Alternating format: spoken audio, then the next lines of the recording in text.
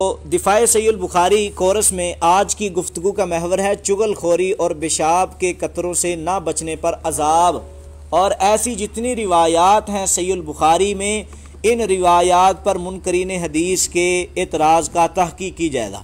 جس طرح کے بڑے ہی لوگوں نے اس روایت پر جو نہ اعتراض کیا ہے، تو ہم پہلے بھی الحمدللہ جو کہ امین احسن اصلاحی نے اعتراض کیے تھے اس کا جواب دے چکے ہیں۔ تو اس آج جو اعتراض ہے ایک نئے طریقے کے ساتھ اعتراض کیا گیا ہے۔ مثلا احمد سعید ملتانی نے قرآن مقدس میں ایک نئے انداز میں صحیح البخاری کی تقریباً 7-8 روایات پر اعتراض کیا ہے، تو ان تمام 8-7 روایات کا جواب میں ایک ساتھ ہی دینا چاہتا ہوں۔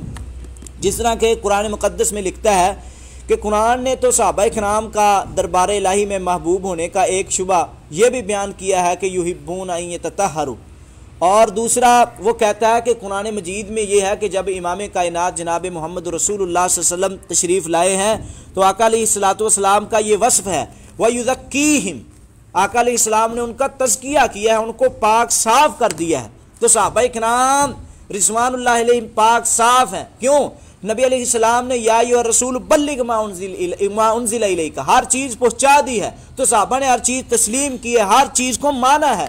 اس کے باوجود آگے لکھتا ہے کہ بخاری محدث، لیکن بخاری محدث نے بڑے زور سے ایک جھوٹی روایت قرآن کے خلاف نقل کر دی ہے۔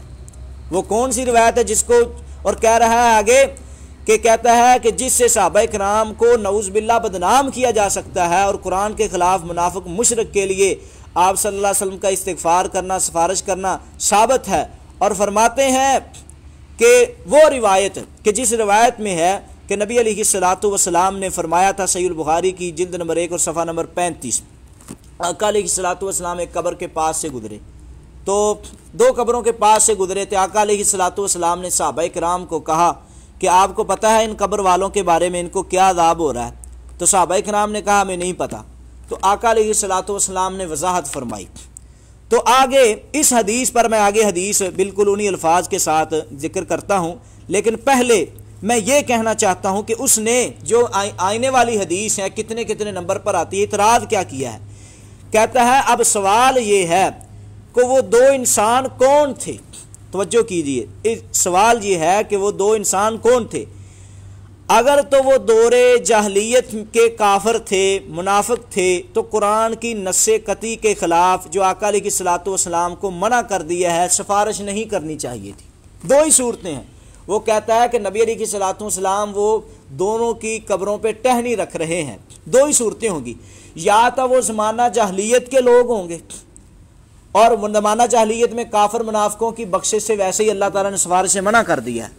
تو اس قرآن کی آیت کے مطابق بھی امام بخاری کی اس حدیث کو لانا غلط ہے۔ اور دوسرا اصول کیا کہتا ہے؟ دوسرا اصول اس کو رد کرنے کا کہتا ہے یا تو پھر یہ ہوگا کہ وہ دوسرا کون ہو سکتا ہے؟ اگر وہ واقع صحابہ میں سے ہے تو یہ کیسے ممکن تھا کہ جن صحابہ کی تربیت آپ نے کی تھی ان کے اندر یہ دونوں کبیرہ گناہ اور وہ بھی ساری زندگی رہے ہوں؟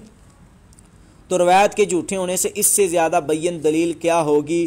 اور بات وہی ثابت ہوئی کہ بخاری کا مطمع نظر صرف روایات کا اکٹھا کرنا ہے، قرآنی بصیرت ان کا مشغلہ نہ تھا۔ اللہ اکبر۔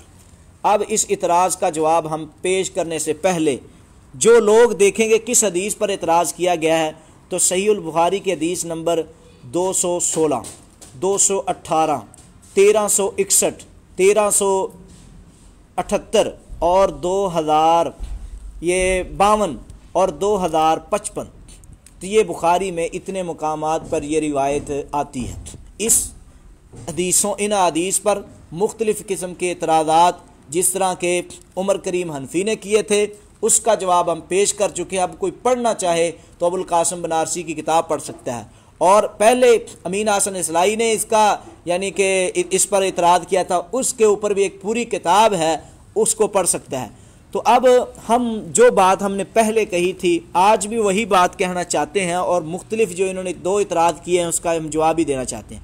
پہلی بات تو یہ ہے کہ اگر یہ اعتراض امام بخاری پر ہے تو یہی روایت امام مسلم کی حدیث نمبر 292 میں آتی ہے، اور یہی حدیث امام احمد بن حنبل رحمۃ اللہ علیہ مسند احمد کی حدیث نمبر 1980 میں آتی ہے، اور یہی حدیث سنن دارمی میں آتی ہے حدیث نمبر 745، اور یہی حدیث سنن ابی داود کی حدیث نمبر 20 میں آتی ہے، اور یہی حدیث سنن ابن ماجہ کی حدیث نمبر 347 میں آتی ہے، اور یہی حدیث امام ترمذی کی حدیث نمبر 70 ہے، اور یہی حدیث نسائی کی حدیث نمبر 2070 ہے، اور یہی حدیث صحیح ابن خزیمہ کی حدیث نمبر 5655 ہے، اور صحیح ابن جارود میں حدیث نمبر 130 ہے، صحیح ابی عوانہ کی جلد نمبر 1 صفحہ نمبر 196 ہے، ابن حبان کی حدیث نمبر 3118 اور 3119 ہے،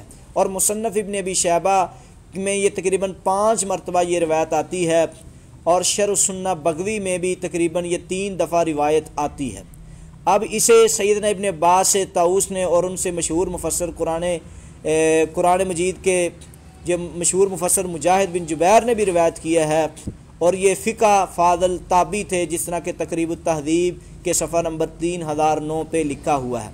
تو اب ان 2 اعتراضوں کا جواب، پہلی بات تو یہ ہے، اگر صرف امام بخاری کا مقصد صرف روایات کٹھی کرنے کا تھا، تقریباً 10 کے قریب محدثین نے اس روایت کو نقل کیا اپنی صحیح میں، تو کیا ان تمام کا یہی مقصد تھا جن میں سیاستہ والے سب آ رہے ہیں؟ تو یہی اعتراض ان پر بھی جائے گا۔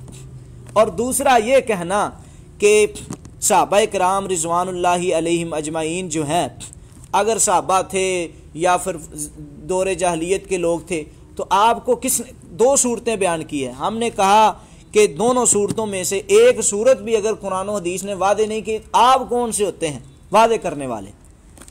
جو بھی ہے صرف اور صرف کیا صحابہ کرام سے میں سوال کرتا ہوں، کہیں یہ آیا ہو کہ ان سے غلطی نہیں ہو سکتی؟ کہیں آیا ہو پورے قرآن مجید میں؟ قرآن مجید کی منکر حدیث ایک آیت پڑھے کہ جس میں یہ آیا ہو کہ صحابہ کرام سے غلطی نہیں ہو سکتی؟ باقی اللہ تعالیٰ نے صحابہ کرام کو معاف کر دیا ہے، تمام صحابہ کرام کو معاف کر دیا ہے، یہ اللہ تعالیٰ کا وعدہ ہے۔ اور باقی رہا یہ حدیث، تو یہ حدیث برحق ہے، اور امت محمدیہ کے لیے آقا علیہ الصلوۃ والسلام کا سبق سکھانے کے لیے تھا۔ یہ قرآن مجید کے بالکل یعنی کہ قرآن مجید کے مخالف نہیں ہے۔ قرآن مجید نے معصوم عن الخطا انبیاء کو کہا ہے صاحب، باقی تمام کے تمام ہر انسان سے غلطی ہو سکتی ہے، اور اللہ کی مرضی ہے، اللہ تعالیٰ چاہے سزا دے کے معاف کرے، چاہے ویسے ہی معاف کر دے، تو یہ اللہ تعالیٰ کی مرضی ہے۔ تو ازمائشیں جو ہیں، ازمائش آ جانا کوئی اچھی چیز نہیں لگتی، لیکن انبیاء پہ سب سے زیادہ ازمائشیں ہیں کہ اللہ تعالیٰ پسند کرتے ہیں کہ ہمارے انبیاء ان کو پتھر پڑیں۔ تو یہ ایسی چیزیں بیان کرنا تو نہیں، یہ ان کی درجات کی بلندی کے لیے ہے، اور صحابہ کرام کو اللہ تعالیٰ نے معاف کر دیا ہے۔ 2 ہی صورتیں ہیں، چاہے تو اللہ تعالیٰ سزا دے کے کسی کو معاف کرے، چاہے ویسے کر دے۔ لیکن باقی رہا اس حدیث میں جو مذکورہ بات ہے، تو اس کے مطابق جب شریعت نے وضاحت نہیں کی تو ہمیں وضاحت کرنے کی ضرورت نہیں ہے۔ ہمارا کام ہے، امام کائنات نے بات کہہ دی ہے، ہمارا کام ہے اوپر ایمان لے کر آنا۔ تو مختلف قسم کے اعتراضات پیش کر کے خود صحابہ کی توہین کرنا، یہ ہمارا کام ہی نہیں ہے۔ وہ صحابہ تھے تو صحابہ میں یہ ہے، اگلی بات کرنے کا مقصد ہی کیا ہے؟ وآخر دعوانا الحمدللہ۔